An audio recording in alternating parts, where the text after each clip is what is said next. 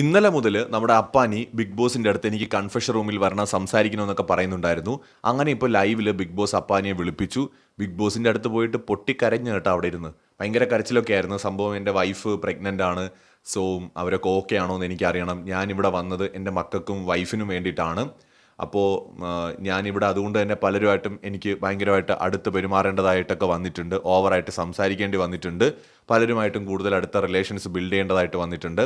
പക്ഷെ അതൊക്കെ ഗെയിമിന്റെ ഭാഗമായിട്ടാണ് എന്നാണ് അപ്പാനി പറയുന്നത്. സ്വാഭാവികമാണ് കേട്ടോ, എത്രയൊക്കെ പറഞ്ഞാലും ടെൻഷൻ ഉണ്ടാവുമല്ലോ.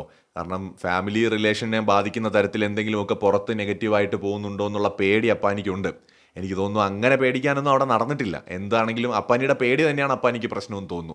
എന്തായാലും ബിഗ് ബോസ് പറഞ്ഞത് വീട്ടിലൊക്കെ ഞങ്ങൾ വിളിച്ച് കാര്യങ്ങൾ അന്വേഷിക്കാറുണ്ട്, അവരുമായിട്ട് സംസാരിക്കാറുണ്ട്, അവിടെ കുഴപ്പമൊന്നുമില്ല, എന്തെങ്കിലും ആവശ്യം ഉണ്ടെങ്കിൽ ഉറപ്പായിട്ടും അറിയിക്കും എന്നാണ് ബിഗ് ബോസ് പറഞ്ഞത്. അപ്പാനിയുടെ ടെൻഷൻ കൊണ്ടാണ് അപ്പാനി ബിഗ് ബോസിന്റെ അടുത്ത് പോയി സംസാരിച്ചത്. കാരണം ഷാനവാസ് ഇന്നലെ കളിച്ചത് അങ്ങനത്തെ ഒരു കളിയാണല്ലോ. ഓപ്പോസിറ്റ് നിൽക്കുന്ന ആളെ മാനസികമായി തകർക്കുക എന്നതും ഈ ഒരു ഗെയിമിന്റെ ഭാഗമാണ്. ഇതൊക്കെ മനസ്സിലാക്കി അവിടെ നിൽക്കേണ്ടതായിട്ടുണ്ട് മത്സരാർത്ഥികൾ. ഷാനവാസ് ഒരു ഓപ്പർച്യൂണിറ്റി ബുദ്ധിപരമായിട്ട് ഉപയോഗിച്ചു. അതേസമയത്ത് ആ ഒരു ഗെയിമിൽ അപ്പാനി തളർന്നുപോയി, സീരിയസ്ലി തളർന്നു പോയെന്ന് നമ്മൾ കണ്ടതാണ്. ബട്ട് ഇതൊരു ഗെയിമാണ്, അതുകൊണ്ട് തന്നെ അപ്പാനിക്ക് അതിനെയൊക്കെ അതിജീവിച്ചാലേ അവിടെ നിൽക്കാൻ പറ്റുള്ളൂ. എന്തായാലും ബിഗ് ബോസിന്റെ അടുത്ത് പോയി ആ ഒരു ടെൻഷൻ ഒന്ന് കുറച്ചെങ്കിലും ഇറക്കി വെച്ചു എന്ന് വിചാരിക്കുന്നു. എന്നാലും ഭാര്യയുടെ ശബ്ദം കേട്ടാലേ ആൾക്കൊരു സമാധാനം വരുള്ളൂ. അതായത് ഭാര്യയുടെ ശബ്ദം കേൾക്കുമ്പോൾ അറിയാം കലിപ്പാണോ ഓക്കെ ആണോ എന്നുള്ളത്. ഇങ്ങനെ പേടിയുള്ള ആൾക്കാരൊക്കെ എന്തിനാണ് പോയിട്ട് കോംബോ ഗെയിമിനൊക്കെ അവിടെ ട്രൈ ചെയ്യുന്നത്?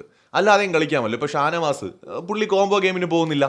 ഇദ്ദേഹത്തിനും അത് ചെയ്യാം. അത്രയും പേടിയുണ്ട് അല്ലെങ്കിൽ പുറത്ത് നെഗറ്റീവ് ആവുന്ന ഭയമൊക്കെ ഉള്ളവർ ദയവ് ചെയ്ത് കോംബോ ഗെയിമിനൊന്നും അവിടെ പോവരുത്. പോയിട്ട് പിന്നെ കടന്ന് കൈയും കാലും അടിച്ചിട്ട് കാര്യമൊന്നുമില്ല. കാരണം സോഷ്യൽ മീഡിയയിലൂടെ ഇതിങ്ങനെ പല രീതിയിൽ പറക്കും, പലരും പല രീതിയിലാണ് അതിനെ കാണുന്നത്. അപ്പം ഞാനതിനെ വലിയ തെറ്റായിട്ട് ഞാൻ എവിടെയും പറഞ്ഞിട്ടില്ല. കാരണം അതൊരു ഗെയിം സ്ട്രാറ്റജി ആയിട്ടാണ് എനിക്ക് തോന്നിയത്. എന്നാൽ ഞാൻ ഒരുപാട് കമൻസ് കണ്ടു. പലരും അതിനെ വേറെ രീതിയിൽ കാണുന്നവരുമുണ്ട്. കാരണം ഓരോരുത്തരും ഒരു സംഭവത്തെ കാണുന്നത് ഓരോ രീതിയിലല്ലേ. അപ്പോൾ ഇവിടെ അപ്പാനി തന്നെയാണ് ആലോചിക്കേണ്ടിയിരുന്നത്. എനിക്ക് ഫാമിലി ഉണ്ട്, ഭാര്യയുണ്ട്, ആൾ പ്രഗ്നൻ്റ് ആണ്. അപ്പം നെഗറ്റീവ് കോണ്ടന്റ് പോകാതിരിക്കാൻ ശ്രമിക്കണമെന്ന് ചിന്തിക്കേണ്ടത് അപ്പാനിയാണ്. അപ്പാനി സ്ക്രീൻ സ്പേസിന് വേണ്ടി കോംബോ പിടിക്കാൻ പോയാൽ അത് കണ്ടന്റായിട്ട് തന്നെ പോവും. ആ സമയത്ത് പിന്നെ അത് പേടിച്ചിട്ട് കാര്യമൊന്നുമില്ല.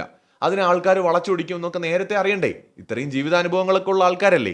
എന്തായാലും കുടുംബ ബന്ധം തകർക്കാനും മാത്രം അവിടെ ഒരു കോക്കനട്ടും ഉണ്ടായില്ല എന്നാണ് എനിക്ക് തോന്നുന്നത്. ഇത്രയും പേടിക്കേണ്ട കാര്യമൊന്നുമില്ല.